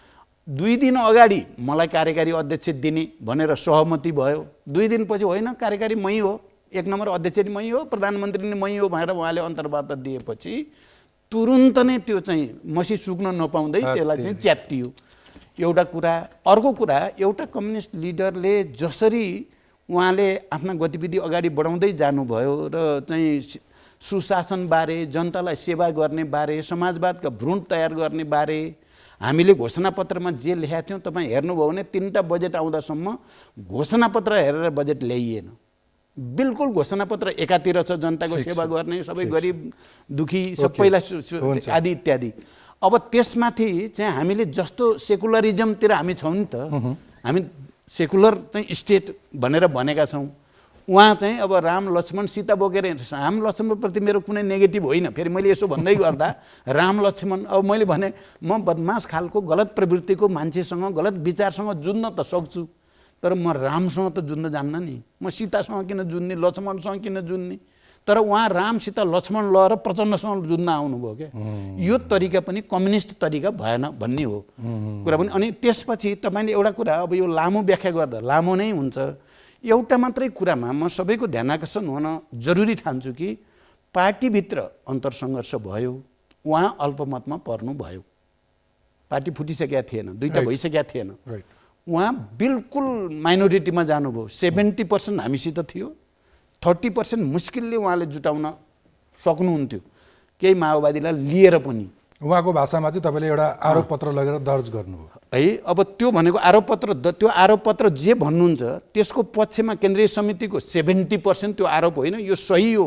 केपीजीको प्रवृत्ति कम्युनिस्ट विरोधी छ, मार्क्सवाद विरोधी छ, समाजवाद विरोधी छ, संविधान विरोधी छ र उहाँको आचार विचार सम्पूर्ण रूपले निरङ्कुशतातिर जाँदैछ भन्ने आरोप भन्नुभएको छ उहाँले। आरोप होइन, त्यो तथ्य हो भन्ने हाम्रो छ। त्यो सबैलाई हिसाब गरेर यसलाई यहाँ एकछिनमा राखेर यही बेसिसमा तपाईँलाई मैले अर्को प्रश्न सोधेँ कि त्यो नेकपा एमालेसँग आउने चुनावमा तपाईँहरूको गठबन्धन अथवा कुनै रणनीतिक साझेदारीको सम्भावना पनि देखाउँदै हुनुहुन्छ। त्यो चाहिँ प्रधानमन्त्री शेरबहादुर देउवालाई ब्ल्याकमेलिङ मात्रै हो कि सम्भावना छ? त्यस्तो मैले त्यस्तो देखाएको छैन, हाम्रो पार्टीले नि त्यो भनेको छैन। मैले एकचोटि बुटोलमा मैले बोलेको छु। यदि नेपाली काङ्ग्रेसका केही नेताहरूले अलिक जातिवृत्ति बोल्न थाल्नुभयो क्या, चमेरो भनेको छ, घाँटीको चाहिँ कानमा चमेरो भनेको छ, कति के अपमान पनि हद गरेर भने नि केहीले। शेरबहादुरजीको होइन है, मैले फेरि केही साथीहरूले गठबन्धन चाहिँदैन भनेर चाहिँ हिँड्न थाल्नुभयो। अब कङ्ग्रेसले लखेट्यो नै भने त विकल्पहरू अरू सोध्नुपर्ने स्थिति आउन सक्छ, तर अहिले हामी गठबन्धनभन्दा बाहिर छैनौँ। यो भाषा हो मैले भनेको, त्योभन्दा बढी अहिले त हाम्रो राम्रो छ गठबन्धनमा, त्यस्तो स्थिति पनि छैन। अब जहाँसँग एमालेसँग तत्कालै चाहिँ केही गठबन्धन हुने या पार्टीको चाहिँ सहकार्य हुने अहिले स्थिति म देख्दिनँ। कुनै पनि तहमा म अहिले कुनै पनि तहमा म देख्दिनँ। त्यसो गर्नु चाहिँ गल्ती हुन्छ भन्ने मलाई लाग्छ। अब त्यो मैले त्यसकारण चाहिँ एमालेको साथीहरूसँग कुरा चाहिँ नहुने त होइन, कुरा त हुन्छ। मैले के भनेको छु भने केही साथीहरूले भन्नुभयो कि होइन अब त रिस त मरिसक्यो होला नि, त्यो मिठो त पहिला नै हुन्थ्यो अहिले नि भयो भन्नुभएको थियो भन्नुहुन्छ कहिलेकाहीँ। मैले के भनेको छु भने यसको फैसला जनतालाई नै गर्न दिनुपर्छ। केपीजीलाई लागेको छ हामीहरूले गर्दा उहाँलाई काम गर्न नि पाउनु भएन, उहाँले चाहिँ निकै गर्छु भनेर हामीलाई लागेको छ।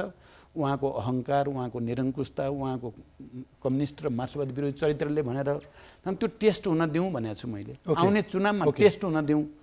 जनताले उहाँलाई अहङ्कारी, मनोगतवादी र चाहिँ एकदम चाहिँ प्रतिगामी भनेर साबित गरिदियो भने उहाँले रियलाइज गरेर आउनुपर्ने हुन्छ। होइन उहाँ नै रचा नेपालको भन्ने भनेर जनताले भनिदियो भने हामी सोचौँला। जे भने पनि फेरि उठबस त कम भएन, तपाईँहरूको उठबस भयो सँगै एउटा पार्टीमा होइन, राम्रोसँग चिन्ने मौका पनि भयो नि। पब्लिकमा भने जस्तै स्वभाव आनीबानीका हुन् केपी ओली कि केही राम्रा गुण पनि छन्? अब एउटा कुरा हामीले हेर्दा त मुख्यतः विचार, राजनीतिक व्यवहार होइन र परिणामलाई हेर्ने हो। अब केही पनि नभइकन त उहाँ पनि केपी ओली भएको त होइन। फेरि म त्यो चाहिँ त भन्दिनँ। हेर्नु तर तपाईले यसरी भन्नुहुन्छ कि भन्न पाउँदा उहाँले तपाईँले त्यो भन्ने कुरा त एउटा आलोचना त हुन्छ नै, आलोचना नभइकन त अलग भइएन नि त हामी। तर फेरि उहाँ पनि सक्रिय हुनुहुन्छ, खट्नुहुन्छ। कुरा भन्नुभयो त धेरै खालका अप्ठ्याराका बिचबाट पनि उहाँ चाहिँ आफ्नो उद्देश्यको निम्ति मरिमेट्नुहुन्छ। त्यो गुण चाहिँ मैले उहाँको राम्रो मानेको गुण त्यो हो। अहिले तपाईँको सम्बन्ध कस्तो छ? अहिले हामी औपचारिकतामा त केही भयो भने उहाँको जन्मदिन भयो, मैले उहाँलाई बधाई भन्छु। मेरो जन्मदिन भयो, उहाँले मलाई बधाई भन्नुहुन्छ। मेरो म्याडमको स्वास्थ्य बिग्रिन लाग्यो, हस्पिटल लग्यो, कस्तो छ भनेर उहाँले भन्नुहुन्छ। उहाँलाई केही पर्यो मैले भन्छु। योभन्दा बढी अहिले छैन। पछिल्लो पटक उहाँसँग भेट भएको भनेको चाहिँ यो आइसिसीमा हाम्रो चाहिँ भवनमा बानेश्वरमा भेट भएको कुराकानी। देशको परिस्थिति यो खास गरी एमसिसीको कारणले जो जटिलता पैदा भएको छ यसलाई फुकाउनलाई हामी कहीँ न कहीँ एउटा उपाय त निकाल्नु पर्यो भनेर मनै गयो। मोस्ट लाइकली अब फेरि तत्काल भेट्ने केही सम्भावना भेट हुँदैन? अहिले तत्काल मैले देखाएको छैन, अहिले तत्काल छैन त्यस्तो, एकदम क्लियर है। त्यो कुनै कन्फ्युजन नहोस्। अब मैले फेरि पनि त्यति नै मात्रै भन्छु। अब नेपाली कङ्ग्रेससँग नि अहिले हाम्रो सहमति गठबन्धन बनाएरै चुनावसम्म जाने भन्ने भएको हुनाले त्यहाँबाट दायाँ बायाँ गर्ने मेरो छैन। आज बिहान पनि गठबन्धनमा मैले प्रस्तुत गरेको कुरा के हो भने गठबन्धनलाई इन्ट्याक्ट राख्नको लागि सबैले अलिअलि सेक्रिफाइस गर्नुपर्छ, सबै लचिलो हुनुपर्छ। मेरो गोरुको 12 टक्का भनियो भने त यसलाई फेरि व्यावहारिक रूप दिन गाह्रो पर्छ। तर हामी अब्जेक्टिभ पनि हुन पर्यो, वस्तुवादी पनि हुन पर्यो, अलिकति लचिलो र त्याग गर्ने भावना पनि सबैले विकास गरियो भने यो राम्रो जान्छ। एमसिसीको कुरा तपाईँले उच्चारण गरिहाल्नुभयो, सोध्नु पर्यो कि बडो दोहोरो चरित्र देखाउनु भयो होइन पुष्पकमल दाहाल प्रचण्डले? बाहिर आफ्ना कार्यकर्तालाई ढुङ्गान लगाउने, भित्र चाहिँ संसदमा सहमति गर्ने भित्रभित्र रूपमा। त्यस्तो अब त्यो तपाईँले र एक थरी मानिसहरूले त्यसरी भन्न त सक्छन्। तर पुष्पकमल दाहाल प्रचण्डकै कुरा गर्नुहुन्छ भने त्यो चाहिँ होइन, दोहोरो होइन। मेरो भनाइ के छ भने विद्यार्थी युवाहरू यो विषयमा आन्दोलित नभएको भए, हामीले विपक्षमा मत हाल्छौँ भनेर चाहिँ प्रष्टसँग हामी नभनेको भए है, हामीले एग्री टु डिसएग्री भनेर शेरबहादुरजी र म गठबन्धन चाहिँ नतोडौँ, तर तपाईँ पक्ष म विपक्ष चाहिँ भइयो भनेर पनि हामीले त्यो पनि नगरेको भए यो इन्टरप्रिटेटिभ डिक्लेरेसनमा यो आइपुग्दैन थियो। हाम्रो कुरा भन्नुभयो सोभरेन पार्लियामेन्टले एग्रिमेन्टको अङ्गको रूपमा 12 बुँदे घोषणा चाहिँ त्यसको अङ्ग बनाएर एकैचोटि पास गर्दैन्थ्यो। त्यसकारण माने सडकमा चाहिँ आवाज उठाउनेको पनि भूमिका छ यसको समाधान गर्नेमा, हामी विपक्षमा मत हाल्छौँ भन्नेको पनि भूमिका छ, एग्री टु डिसएग्री भन्नेको पनि भूमिका छ। हेर्नुहोस् है, म यही समस्या समाधानको लागि केपीजीसँग गएर केपीजी देश अप्ठ्यारोमा पर्यो, हाम्रा जे तिता मिठा भए पनि बसौँ हल खोजौँ भन्ने कुराको पनि भूमिका छ। र अल्टिमेटली 12 बुँदे घोषणा सहित जाने कुरा यी सबै आधारले बन्न गएको हो। ओके, तपाईँले त्यतिखेर अब मलाई भन्छन् अब युटर्न गर्यो, युटर्न होइन यो। ओके, धेरैले के भने तपाईँ आफैले भन्नुभयो कि हामी गम्भीर दुर्घटनाबाट बचियो भनेर भन्नुभयो।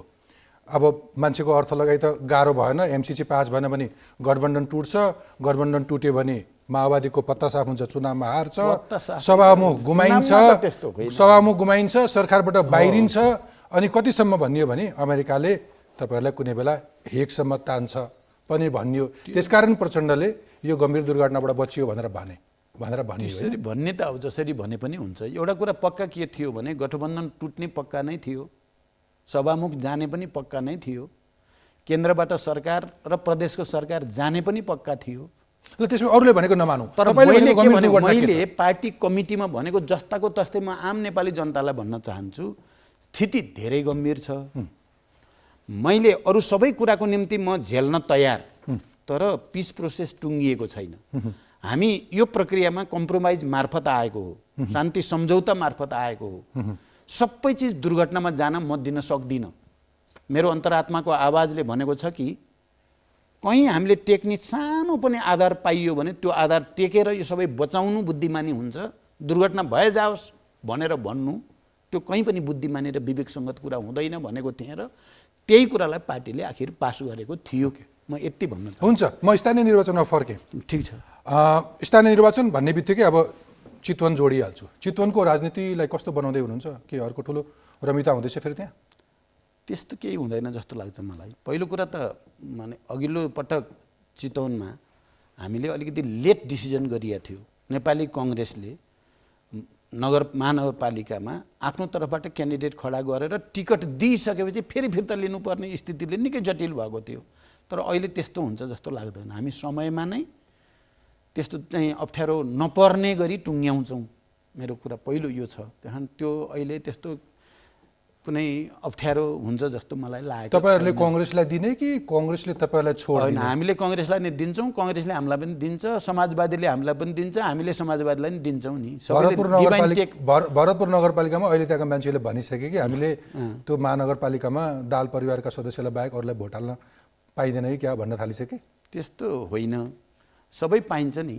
महानगरपालिकाको मान्नुहोस् मेयर एकतिर भयो भने उपमेयर अर्को हुनेवालै छ। उपमेयर मात्र होइन, वडा अध्यक्ष अहिले त एकदम कामकाजी त वडा अध्यक्ष हुन्छन्, त्यहाँ आफ्नो भोट हाल्न पाइ नै हाल्छ। त्यसकारण जे भनेको छ त्यो अलि अतिरञ्जित भनिएको छ। हाम्रो कुरा के छ भने मोटामोटी गठबन्धनमा भइरहेको कुरा सकेसम्म हिजो जो थिए त्यसलाई नबदलौँ, पात्र बदल्न चाह्यो भने सम्बन्धित पार्टीलाई बदल्न दिउँ।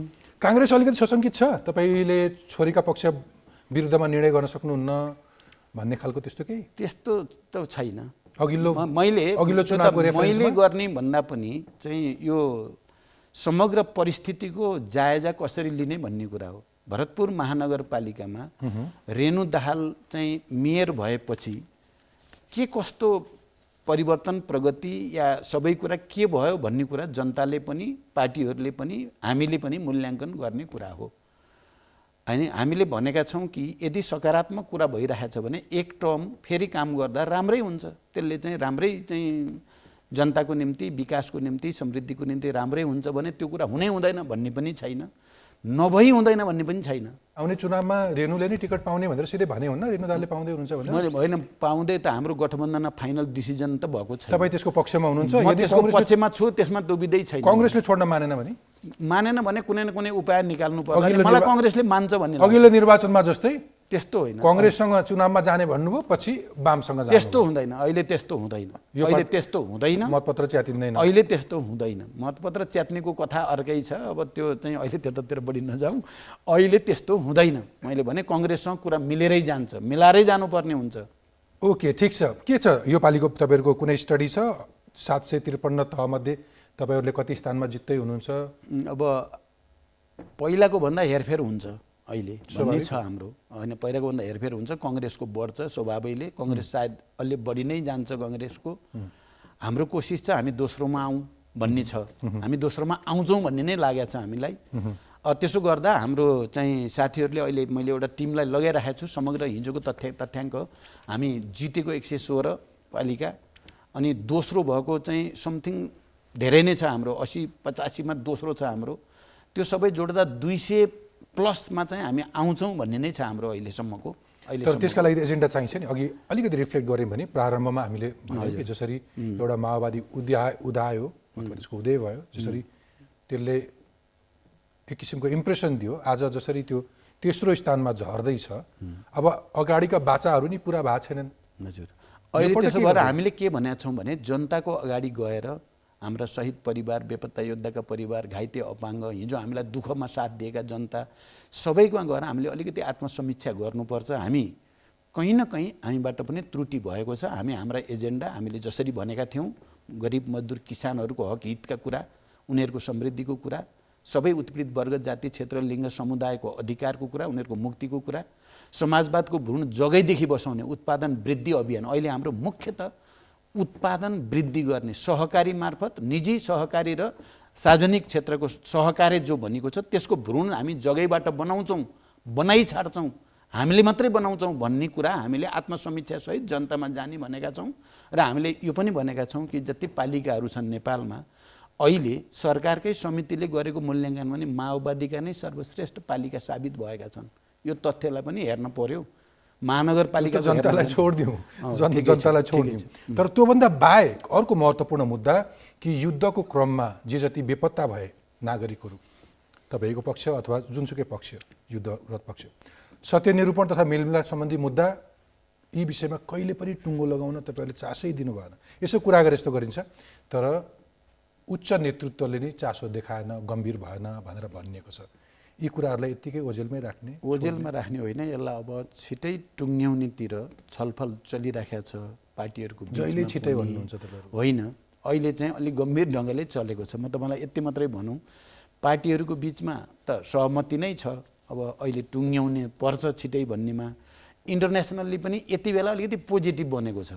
राष्ट्रसङ्घको पनि, युरोपियन युनियनको पनि, युएसको पनि, हाम्रा छिमेकीहरूको पनि यो शान्ति प्रक्रियाका बाँकी काम टुङ्ग्याउनु नै अब उचित हुन्छ भन्ने एउटा परिस्थिति बन्दैछ। त्यसकारण मलाई विश्वास छ विगतमा हामीले भनेर पनि केही चाहिँ अन्तर्राष्ट्रिय रूपमा भएका कन्फ्युजनले पनि काम गरेको थियो। अहिले त्यो कन्फ्युजनहरू बिस्तारै हल भएको हुनाले अब चाहिँ समाधान हुन्छ भन्ने मलाई लाग्छ। आफ्नै पार्टीमै त्यो शहीदहरू थिए अथवा बेपत्ताहरू थिए, जनयुद्धका लडाकुहरू थिए, तिनलाई नै स्वयं पार्टीले उपयुक्त सम्बोधन गरेन भन्ने ठुलो आक्षेप त बेहोर्दो हुन्छ तपाईँ आज पनि। अब त्यो एक थरी मान्छेहरूले भेस्टेड इन्ट्रेस्टको लागि भन्ने गरेका छन्। हो र? जनयुद्धको हो र? तिनले सुनिरहन्छन्, किनभने मैले जनमुक्ति सेनाका हिजोका योद्धाहरूको म supreme commander, right, Nandakishor Nandabahadur Pun चाहिँ फिल्ड कमान्डर, उहाँ उपराष्ट्रपति हुनुहुन्छ, जनार्दन भन्नुहोस्, वर्षमान पुन, यी सब कमान्डर हुन्, ती सबै त्यहीँ छन्। अरू धेरै साथी अहिले गाउँपालिकाका अध्यक्ष छन्, कोही प्रदेशमा छन्, कोही कहाँ छन्। सबै त सकिन्थेन, हजारौँ एकैचोटि त सकिने कुरा होइन। त्यसमाथि पोलिटिकल्ली चाहिँ कहीँ न कहीँ माओवादीलाई अप्ठ्यारो पार्नुपर्छ भन्ने पनि प्रवृत्ति त छ नि त। त्यसकारण सबैलाई सकिएको छैन, तर अहिले हामी बल गरिरहेका छौँ। त्यस्तो छुटेको छ, घाइते डाटा छ तपाईँहरूसँग? छ, डाटा किन नहुने, डाटा त छँदैछ। जसरी यी आयोगहरूसँग, सत्यनिरूपण तथा मेलमिलाप आयोगसँग 63,000 र बेपत्ता पारिया व्यक्तिको छानबिन आयोगमा झन् झन् 3200 उजुरी परेका छन्। उजुरी परेको छ। बेपत्ताको त करिब काम सिद्धिन लागेको देख्छु मैले उहाँहरूको रिपोर्ट अनुसार। सत्य निरूपणको हामीले पहिला पोलिटिकल लेभलबाट एउटा वे आउट क्लियर दिइसकेपछि त्यसलाई पनि हामीले सर्टकट गर्न सकिन्छ। तर तपाईँहरू आफै चाहनुहुन्न भन्ने छ। त्यो चाहिँ होइन है, हामीले नचाहने पर्ने कुनै कारण छ र भने नचाहनु पर्ने, हामी त छटपट्टि छ नि छिटो टुङ्ग्यौँ भन्ने कुरामा, त त्यो चाहिँ सत्य होइन। ओके, हुन्छ। अब अलिकति व्यक्तिगत प्रश्न पनि सोध्न मन लाग्यो, मौका पाएको छु आज। अध्यक्षज्यू तपाईँ मेरो अगाडि हुनुहुन्छ, सबैले तपाईँलाई एउटा सर्वहाराको नेता भन्छन्, तर दलित, उत्पीडित, पिछडिएका वर्ग, गरिब सबैको नेता भनेको मान्छे सधैँ एकदमै कोट टाइममा एकदमै ठाँटिएर हिँड्नुहुन्छ, अथवा तिनको त्यो लाउनु मात्रै त ठुलो कुरा होइन होला, तर उहाँको लगाइ खुवाई हेर्दाखेरि चाहिँ कम्युनिस्टको स्वभाव देखिँदैन र अरू बाँकीलाई बिर्सेको जस्तो महसुस हुन्छ भनेर आक्षेप लाग्छ। त्यस्तै हो भन्नेले त अब जे पनि भन्दा हुन्छ होइन? भन्नलाई त केही आधार अब कुरा के हो, सबैले जे पनि भन्छन् भन्ने जे पनि केही आधार भन्ने दिइरहेको भने अब हुन त्यो सक्छ आफूले। त्यो चाहिँ मान्छेहरूले आफ्नो आफ्नो दृष्टिकोण अनुसार भन्ने कुरा हो। मलाई एउटा के भने दलित अथवा जनजाति या मधेसी, मुस्लिम, थारू, महिला यो सबैको अहिले संविधानले जुन ढङ्गले सम्बोधन गरेको छ त्यो पूर्ण नभए पनि त्यहाँ धेरै हदसम्म जनयुद्धको बेलामा माओवादीले स्थापित गरेका मान्यताहरूलाई नै अगाडि बढाइएको छ। त्यसकारण म आजकल के ठान्छु भने चाहे नेपाली कङ्ग्रेसले महिलालाई अगाडि बढायो, जनजातिलाई अगाडि बढायो, या दलितलाई चाहिँ कोटा दियो, आरक्षण दियो, या विशेषाधिकार दियो भने मैले साथीहरूलाई भन्छु जसले गरे पनि त्यो माओवादीकै भनेर गर्व गर्नुहोस्। माओवादी आन्दोलन हुँदैन थियो भने अहिले दलितहरू यो लेभलमा। तपाईँ स्वयंलाई छिमेकी के विकले कम्युनिस्टमा लाग्नलाई प्रेरित गरे होइन? तपाईँको पृष्ठभूमि हेरिरहेको थिएँ। हो, एक्ज्याक्टली हो। मैले तिनको नाम बिर्सेँ। के होइन, धनबहादुर विक। धनबहादुर विश्वकर्मा नै हुन् मलाई चाहिँ पार्टी मेम्बर दिनको लागि रूपलाल विश्वकर्मा लैजाने, अनि त्यहाँबाट पछि तपाईँहरू पुष्पलाल कहाँ पुग्नु? त्यहाँबाट चाहिँ पुष्पलाल कहाँ, त्यसपछि चाहिँ फेरि लास्टमा मोहन विक्रमसँग पुग्यो आदि इत्यादि। त्यो दलितहरू मेरो घरको छिमेकी पनि धनबहादुर विश्वकर्मा नै हो। म बच्चैदेखि हुर्केकै चाहिँ दलितहरूकै सँग। तर आजको दिन तिनै दलितले चाहिँ न्याय पाएनन् भनिन्छ। होइन, दलितहरूले त्यसो त संवैधानिक रूपले धेरै हदसम्म न्याय पाएका छन्, मौलिक अधिकारमा पनि होइन, संवैधानिक दलित आयोगको दृष्टिकोणले पनि, प्रतिनिधित्व राज्यमा प्रणालीको दृष्टिकोणले पनि, त्यसमा मलाई गर्व नै छ। कारण दलितप्रति, महिलाप्रति या आदिवासी जनजाति, थारू, मुस्लिमप्रति अहिले पनि हाम्रो जिम्मेवारी गहिरो छ भन्नेमै छु। जहाँसम्म टाई लगाउने भन्नुभयो नि तपाईँले, अब त्यसो त मार्क्सले एङ्ग्रेसले पनि टाई लगाउँदै तपाईँले पनि लगाइराख्नु भएकै छ। शान्ति प्रक्रियामा आइसकेपछि थुप्रै विदेशी नेताहरूसँग छलफल गर्नुपर्छ, विभिन्न कार्यक्रममा भाग लिनुपर्छ। म प्रधानमन्त्री हुँदा टाई लाउने कि नलाउने भन्ने एउटा ठुलो डिबेट हो। जस्तो तपाईँले अहिले देखाउनु भयो नि, हामी एउटा ड्रेस युनिफर्ममा आएको थियौँ। एब्सोल्युटली। अब प्रधानमन्त्री भइसकेपछि के गर्ने, दौरा सुरुवाल कोट लगाउने कि टाई लगाउने कि नलगाउने कि भन्ने छ। बेसिकली क्वेसन के हो भने तिनको अपग्रेडेसन कहिले हुन्छ, तिनले पनि कहिले एउटा लुगा लाउन पाउँछन् भन्ने हो। त्यही आक्षेपहरू बढी लाग्न थालेपछि तपाईँले म यो ठेकदारको घरमा बस्दिनँ, आफ्नै जग्गामा गएर एउटा झुपडी बनाएर जान्छु भनेर भन्नुभयो हो? तिनलाई सम्बोधन गर्न भन्नुभयो कि साँच्चै भन्नुभयो? साँच्चै भनेको मैले एउटा झुपडी बनाउँदै पनि छु। बुवाको अंशबाट पाएको ठाउँमा चितवनमा घर एउटा सानो बनाउँदै पनि छु। बस्नका लागि नै बनाउँदैछु मैले। आउने जानेको लागि पाहुना कोठा पनि बनाउनु होला। अब त्यो त भइहाल्छ, तपाईँ आउनु होला, स्वागत छ, हुन्छ नै त्यस्तो है। मैले त्यहाँ पनि गर्दैछु। मैले त्यति बेला मैले एउटा के भने मेरो एउटा मान्यताभित्रबाट हो। जस्तो मैले कालो टोपी लगाएको छु या ढाका टोपी पनि लाउँछु, टोपी लाउँछु, टाई लाउने गरेको छु मैले औपचारिक उसमा। सधैँ लाउँछु भन्ने त होइन, तर मेरो त्यहाँ के छ भने इन्टरनेसनल र नेसनलको फ्युजन भन्ने छ मेरो बुझाइ चाहिँ। टोपी नेपाल छ, टाई चाहिँ इन्टरनेसनल छ। त्यसकारण यो एउटा मेरो दृष्टिकोण होइन। हालसालै एमाले अध्यक्ष केपी शर्मा ओलीले के भन्नुभयो भने यदि पुष्पकमल दाहाल प्रचण्ड कम्युनिस्ट हुन् भने म कम्युनिस्ट होइन, यदि म कम्युनिस्ट हो भने उनी कम्युनिस्ट हुन सक्दैनन् भनेर भन्नुभयो। कता के इङ्गित गर्दै हुनुहुन्छ उहाँले तपाईँलाई? उहाँले व्यङ्ग गरे हो। उहाँको शैली भनेको मजाक गर्ने, व्यङ्ग गर्ने, हँसाउने, मान्छेलाई अलिकति चाहिँ चटक देखाउने, यो त उहाँको विशेषता हो। तपाईँहरू दुवैजना कम्युनिस्ट कि दुवैजना कम्युनिस्ट रहनु भएन त्यसो? अब मैले त म आफू कम्युनिस्ट उद्देश्यप्रति अहिले पनि समर्पित छु, निष्ठावान छु, मार्क्सवादप्रति भन्ने छ। उहाँ चाहिँ बिल्कुल कम्युनिस्ट होइन भन्ने छ मलाई। ए ओके। उहाँ हुनुहुँदो रहेछ भन्ने चाहिँ उहाँको व्यवहारले देखाउनु भयो भन्ने छ, मैले भन्ने मात्रै होइन। ती दुई मध्ये तपाईँ बढी कम्युनिस्ट। ओके, हुन्छ। जीवनमा केही गल्ती गरे, भुल गरे, अघि तपाईँले भन्नुभयो लाइफमा यो हामीले केही गल्ती भयौँ गिरिजाप्रसाद कोइरालालाई राष्ट्रपति नबनाउनु अथवा रुखमागत कटुवालाई हटाउनु हुने यी केही गल्तीहरू थिए भनेर भन्दै गर्दा अरू पनि केही गल्तीहरू अब अहिले भर्खरै 8औं राष्ट्रिय महाधिवेशनमा पनि मैले अलिकति निर्ममतापूर्वक नै आत्मसमीक्षा गरेको छु। राइट। शान्ति सम्झौतामा हस्ताक्षर गर्नु अगाडि केन्द्रीय समितिमा या एउटा राष्ट्रिय सम्मेलन गरेर पुरै पार्टीलाई ल है अब हाम्रो बाटो यो भयो भनेर लिएर गएको भए सायद पार्टी पछि विभाजित हुँदैन थियो कि। मैले चाहिँ त्यहाँ मेरो चाहिँ सोल अथोरिटी यति बलियो थियो कि माओवादीको प्रचण्ड प्रचण्डले भनेपछि सब भयो भने जस्तो भयो। मैले त्यसलाई चाहिँ ओभर कन्फिडेन्स जस्तो लिएँ र त्यो हस्ताक्षर गर्ने बेला केन्द्रीय समितिको बैठकसम्म नबसी गर्नु पनि त्यो प्रक्रियागत त्रुटि भयो भनेको छु मैले। आफैमा त्यो शान्ति सम्झौता गर्नु सही हो, तर त्यो प्रक्रियाबाट गएको भए सायद पछि किरणजी विप्लवहरूले जसरी पार्टी विभाजन गर्नेतिर जाने बाटो रोकिन्थ्यो कि जस्तो लाग्छ मलाई चाहिँ। त्यहाँ पनि एउटा त्रुटि टेक्निकल्ली भयो नै भन्ने मैले देख्छु। अर्को, हामीले जनयुद्धको बेलामा प्रचण्ड पथ भनेर एउटा आइडियोलोजिकल सिन्थेसिस गरिएको थियो र त्यो धेरै ठुलो शक्ति थियो त्यो माओवादीको, यति ठुलो एसेट थियो नि प्रचण्ड पथ, त्यो प्रचण्डको व्यक्तिगत थिएन। छोडिदिनु भयो, त्यो गल्ती भयो भन्छन् आफ्नै साथीहरू। अब मैले के गर्ने, त्यो मेरो सम्पत्ति जस्तो गरी छोडिदिएँ क्या मैले। अब सबैसँग एकता गर्नुपर्छ भनेर छोडेँ, त्यो पनि मेरो व्यक्तिगत सम्पत्ति थिएन। त्यो आन्दोलनको बिचबाट हजारौँ शहीदहरूको बलिदानबाट चाहिँ इस्टाब्लिस भएको कुरा थियो, त्यसलाई बदल्नु नै थियो, छोड्नु नै थियो भने पनि जसरी सम्मेलनबाट त्यो 57 सालमा पन्जाबमा भएको तपाईँको दोस्रो राष्ट्रिय सम्मेलनबाट प्रचण्ड पथ भनेर एउटा व्यापक अभियानै चलेको थियो। थुप्रै गीत बने, नाटक बने, के बने, कथा बने। तपाईँको जवान त्यतिखेरको त्यो कालो जुङ्गा भएको एउटा तस्बिर र प्रचण्ड पथ दुईटा इमेज त्यो थियो, बडो गहिरो मस्तिष्कमा। त्यसलाई पनि मैले अलिकति व्यक्तिगत जस्तो गरिकन मैले सजिलै बिना कुनै डेमोक्रेटिक डिस्कसन या डिसिजन गर्नु पनि त्रुटि भयो भनेर हामीले अहिले समीक्षा गरेका छौँ। अनि त्योभन्दा बाहेक तपाईँको आफ्नो एउटा अघि तपाईँले भन्नुभयो नि त्यो एउटा पावर, एउटा स्ट्रेन्थ पनि लुज गर्दै जानुभएको। कुनै समय युद्धविराम भनेपछि कुनै अरू कम्युनिकेसनको फर्म चाहिँदैन। तपाईँ कमरेड प्रचण्डले युद्धविराम भनेपछि देशमा युद्धविराम थियो, शान्ति सम्झौता गर्ने भनेपछि डन। आज एउटा महासचिव टुङ्गो लगाउन सक्नुहुन्न कमरेड प्रचण्ड? त्यस्तो पनि होइन। हिजो एउटा मैले भने नि वार सिचुएसन थियो र त्यसले सेन्ट्रलाइजेसनलाई चाहिँ हामीले धेरै ठुलो बहसबाट इस्टाब्लिस गरिएको थियो।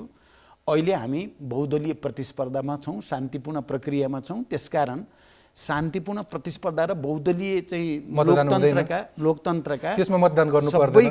हामीले मतदान त गरेकै छौँ। तपाईँले देख्नुभयो भने अहिले पनि हामीले 7वटा प्रदेशमध्ये 4वटा प्रदेशमा मतदानबाटै टुङ्ग्यायौँ हामी। युद्धको पृष्ठभूमिबाट आउनुभएको, भलै तपाईँ अहिले बैठकमा बुद्धको तस्बिर राख्नुहुन्छ, म यो हिंसा चाहन्न थिएँ भनेर भन्नुहुन्छ। यो राउन्डको नाम चाहिँ ऱ्यापिड फायर, बेसिकली यो एन्टरटेनमेन्ट प्रोग्राममा हुन्छ, तर ऱ्यापिड फायर यसको लिटरली मिनिङ हेऱ्यो भने फटाफट गोली चलाउने हो, सुट गर्ने हो। तर यहाँ चाहिँ त्योभन्दा पनि फटाफट प्रश्न झर्न नपाइकन अध्यक्षज्यूले जवाब दिनु पर्यो एक शब्दमा। पुष्पकमल दाहाल कि प्रचण्ड? शेरबहादुर देउवा कि केपी ओली? शेरबहादुर देउवा। केपी ओली नायक कि खलनायक? खलनायक। एक शब्दमा शेरबहादुर देउवा? बडो व्यवहार कुशल नेता। बाबुराम भट्टराई? अलि व्यक्तिवादी। झलनाथ खनाल? सैद्धान्तिक तर अलि बढी क्लासिकल। माधव कुमार नेपाल? बढी व्यवहारिकता हेर्ने, पोलिटिकल विषयलाई कम ध्यान दिने। महन्त ठाकुर? उहाँ अहिले त्यति धेरै चर्चा गर्न लायक मैले ठान्दिनँ। अनि तपाईँको पार्टीका नेता नारायण काजी श्रेष्ठ? नारायण काजी श्रेष्ठ एउटा पृष्ठभूमिबाट आउनुभयो, उहाँ आफ्नो ढङ्गले अगाडि बढिराख्नु भएको छ, ठिकै छ, मैले कमेन्ट गर्नु छैन। माओवादी टुटफुट नभएको भए आज तपाईँ पछि अध्यक्ष कसलाई बनाउनुहुन्थ्यो? बाबुराम भट्टराई, मोहन वैद्य, बादल वा नेत्र विक्रम चन्द? किरणजी अलग भइसक्नु भएको थियो, मैले बाबुराम भट्टराईलाई तपाईँ अध्यक्ष हुनुहोस् भनेर प्रस्तावै गरेको थिएँ। तपाईँको पहिलो नम्बरको रोजाइ वर्षमान पुन कि जनार्दन शर्मा? यी दुईटा चाहिँ दुईटा आफ्ना अलग अलग विशेषता छन्, मैले दुईटालाई समान रूपले नै हेरिराखेको छु। भोलि फेरि निर्वाचन मार्फत शक्ति आर्जन गर्नुभयो भने तपाईँ प्रधानमन्त्री बन्ने कि राष्ट्रपति? हाम्रो पार्टीको चाहिँ आम नीति त प्रत्यक्ष निर्वाचित कार्यकारी राष्ट्रपति भन्ने नै हो, तर अब संविधानमा त अहिले त्यो छैन, संविधान संशोधन नगरी हुँदैन, त्यसकारण प्रधानमन्त्री नै। संसदीय व्यवस्थामा विश्वास छ कि छैन? संसदीय व्यवस्थामा मलाई विश्वास छैन। प्रचण्डज्यू, यसको लागि धन्यवाद। एउटा भिडियो देखाउँछु, यसमा तपाईँको मतदाताहरूले केही जिज्ञासाहरू राख्नु भएको छ। अध्यक्षज्यू नमस्कार, म नवराज घटी मगर, पूर्व जनवादी कलाकार। हजुरलाई समस्या परेका बेलामा, दुःख परेका बेलामा, कष्ट परेका बेलामा रोल्पाली जनताहरूलाई सम्झिनुहुन्छ, माया गरे जस्तै गर्नुहुन्छ। तर रोल्पाली जनताहरू जुन विगत 10 वर्षे जनआन्दोलन र जनयुद्धबाट जुन पीडित भएका छन्, अब हजारौँ शहीद परिवारहरू छन्, घाइते अपाङ्गहरू छन्, हजारौँ कार्यकर्ताहरू छन्। तिनीहरूलाई समस्या परेका बेलामा, तिनीहरूलाई जुन समस्याबाट आक्रान्त भए बेलामा हजुरले उहाँहरूको समस्याप्रति किन चासो छैन? अध्यक्षज्यू नमस्कार। म नवीन लोचन मगर, रोल्पाबाट। म पूर्व जनमुक्ति सेनाको कम्पनी कमान्डर हो। रोल्पालीले तपाईँको दुःखमा अथवा तपाईँको पार्टीको अन्तर्विरोध, तपाईँको पार्टीको समस्यालाई बचाइदिन सधैँ रोल्पालीले मात्रै त्याग बलिदान गरिराख्नुपर्ने हो कि रोल्पालीको दुःखमा पनि तपाईँले केही सोच्नुपर्ने हो? प्रधानज्यू नमस्कार। म चितवनवासी। गत निर्वाचनमा तपाईँले धेरै चाहिँ आश्वासनहरू दिनुभएको थियो। माडी लगायत चितवनका क्षेत्र नम्बर 3 का धेरै बासिन्दाले धेरै ठुलो अपेक्षा गरेका थिए। निर्वाचन जितिसकेपछि तपाईँले गर्ने भनेका विकास निर्माणका कार्यहरू के भए र अहिले फेरि पुनः तपाईँको चाहिँ चितवनमा स्थानीय निर्वाचन हुँदैछ। स्थानीय निर्वाचनमा तपाईँले भरतपुर महानगरपालिकाको मेयरमा तपाईँकै छोरी रेणु दाहाललाई फेरि पुनः चाहिँ उठाउँदै हुनुहुन्छ के तपाईँ परिवारवादमा फस्नु भएको हो? नमस्कार प्रचण्डज्यू, म हजुरकै क्षेत्र नम्बर 3 को एक मतदाता हुँ। क्षेत्र नम्बर 3 का जनता चाहिँ हामी तितर-बितर भएका छौँ। हामीले कुन चिन्हमा केमा भोट हाल्ने हामी जनताहरू एकदमै यता लथालिङ्ग भएका छौँ। हामीलाई केही पनि थाहा छैन। र अर्को मेरो प्रश्न, हजुरको परिवार मात्रै उठ्नको कारण के हो?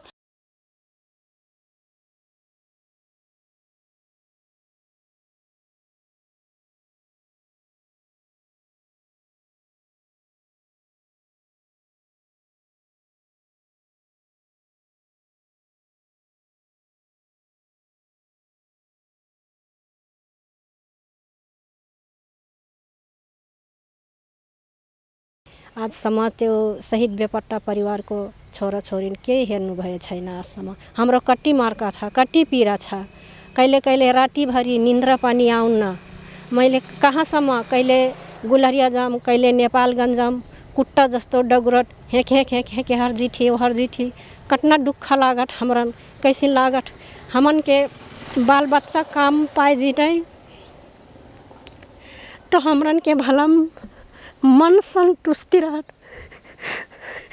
हमरे बाटों में जाके जहाँ जाइले से हमरे अपन मन अपन पीरा हमन के वह कोटिया गाँव कोटी हुई थी। हमरे ये संचो हमरन के करी, ये पीरा हमन के संचो करी। सरकार नहीं करी तो के करी? एक जवाब के दी? सरकार दी। आज सम्म प्रचण्ड हमरन कुछ न्याय नहीं ढेले हो, कुछ नहीं ढेले हो।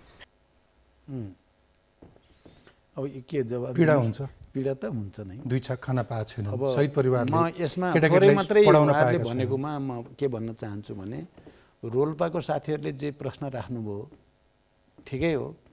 मैले जहिले नै अप्ठ्यारो पर्दा रोल्पा रुकुम जाने, त्यहाँको जनतासँग सहकार्य गर्ने, हिजो जनयुद्धको बेलामा गरेको पनि हो, अहिले पनि गरिराखेकै छु। र अस्ति पनि मैले रोल्पा जाँदा त्यो कुरा भने। म ती साथीहरू जसले मलाई प्रश्न गर्नुभयो उहाँहरूलाई धन्यवाद भन्छु। र मेरो कुरा के भन्छु भने, म अहिले चाहिँ रोल्पाली भन्दा सङ्कटमा छु भन्ने छ मेरो। रोल्पाले मलाई अहिले पनि सहयोग गर्नुपर्छ, म झन् ठुलो सङ्कटमा छु। रोल्पाका साथीहरूलाई म के भन्न चाहन्छु भने, अहिले उपराष्ट्रपति रोल्पाबाट हुनुहुन्छ, अर्थमन्त्री रोल्पाबाट हुनुभयो, अहिले रुकुमबाट हुनुहुन्छ, अरू मन्त्री हेर्नुहुन्छ भने सभामुख हुनुभयो रोल्पैबाट, कृष्णबहादुर मोहरा सभामुख हुनुभयो, ओन्सरी घरती सभामुख हुनुभयो रोल्पैबाट। त्यहाँदेखि रोल्पाले केही पाएन। रोल्पामा स्थानीय सरकार छ, म अस्ति गएर हेरेँ, सरकारले राम्रो काम गरिरहेका छन्। बाटोघाटो, शिक्षा, स्वास्थ्य, रोजगारी, यो कुरालाई केही नै होइन जस्तो गरी उहाँहरूले प्रश्न सोध्नुभयो। उहाँहरूले बुझ्नु भएन। अध्यक्ष प्रचण्डले ध्यान नदिएको भए रोल्पा त अझ। तर यी सबै भन्ने मान्छे तपाईँको मतदाताहरू हुन् हो, त्यो चाहिँ बुझेँ मैले। त्यसो भएर उहाँहरूलाई धन्यवाद भने। तर मैले पनि यति त भन्छु नि त, रोल्पाले गरेको योगदान, रुकुमले गरेको योगदान अनुसार उहाँहरूले पाउनु भएन भन्ने सत्य होइन। आफ्नो एउटा जीवन पनि देख्नुभयो, पार्टीको जीवन पनि देखिरहनु भयो। बेला बेलामा तपाईँ अलिकति कसैलाई सम्भावना देखाउन अथवा खुसी बनाउन भन्नुहुन्छ अथवा निराश बनाउन भन्नुहुन्छ, म राजनीतिबाट सन्यास लिन्छु पनि भन्नुहुन्छ, अलिक भावुक हुनुहुन्छ, विरक्तिनु पनि हुन्छ। तपाईँको बुझाइमा ओभरअल सत्ता, शक्ति अथवा जिन्दगीको परिभाषा के रहेछ? यो मेरो अन्तिम प्रश्न। समग्र हेर्दा म जहिले पनि आशावादी भएर नै हेर्छु। देश दुनियाँलाई हेर्ने, जीवनलाई हेर्ने मेरो आफ्नै आउटलुक चाहिँ के हो भने उज्यालोतिर हेर्ने, अँध्यारोतिर धेरै हेर्ने होइन। एब्सोल्युटली। कहाँ छ सकारात्मक त्यो हेर्ने र सकारात्मक परिणतिको लागि, परिणामको लागि सङ्घर्ष गर्ने।